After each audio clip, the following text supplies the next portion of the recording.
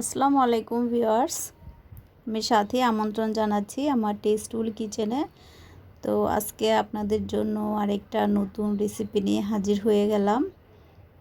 তো রেসিপিটার জন্য আমি প্রথমে কিন্তু আমার বাগানে চলে এসেছি, দেখতেই পাচ্ছেন। আর বাগান থেকে আমি পুদিনা পাতা তুলে নিচ্ছি।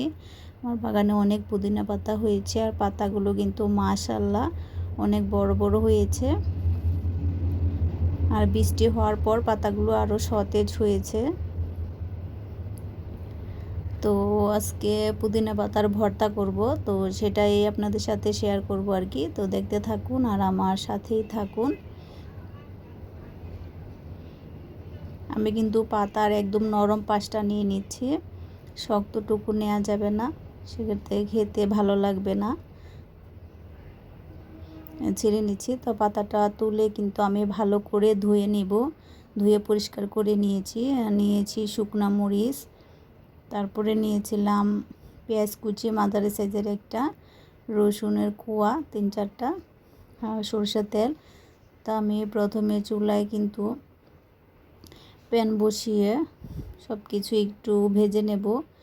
হালকা সরষের তেল দিয়ে দিলাম, দিয়ে মরিচ আর রসুনটা ভেজে নিলাম হালকা করে। মরিচটা কিন্তু মাঝারি আছে ভেজে নিয়েছি, বেশি পোড়া যাবে না। হালকা লাল লাল হওয়ার পর আমি তুলে নিচ্ছি। তো পেঁয়াজটাও হালকা করে ভেজে নিলাম, বেশি ভাজবো না। তো এই পর্যায়ে আমি পাতাগুলো একটু ভেজে নেব। তো এই পর্যায়ে কিন্তু চুলার আঁচটা আমার মিডিয়ামে রাখা আছে। আমি শুধু জাস্ট পাতার পানিটা একটু ছাড়িয়ে নিব, বেশি সিদ্ধ করব না, এতে করে কিন্তু পাতার কালারটা নষ্ট হয়ে যাবে। তো আমি শুধু একটু পানিটা ছাড়িয়ে নেব, হালকা একটু টেলে নিলে। অনেকে তো পুদিনা পাতার গ্রানটা সহ্য করতে পারে না, খেতে পারে না। তা হালকা একটু টেলে ভর্তাটা করলে সেক্ষেত্রে সবাই খেতে পারবে, আর অত বেশি গ্রান আসে না। আর পুদিনা পাতা কিন্তু আমাদের স্বাস্থ্যের জন্য অনেক উপকার, এটা আমরা সবাই জানি। তো এই তো চলে আসলাম পাটায়। তো আমি কিন্তু পাটাতেই বেটে নিচ্ছি ভর্তাটা। তো আপনারা চাইলে হাত দিয়েও তৈরি করে নিতে পারেন। তো প্রথমে মরিচ আর রসুনটা বেটে নিচ্ছি।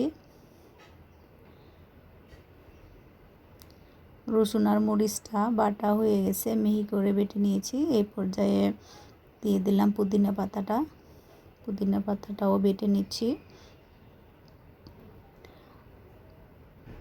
আর মরিচের সাথে কিন্তু আমি স্বাদ মতো লবণ দিয়ে দিয়েছিলাম।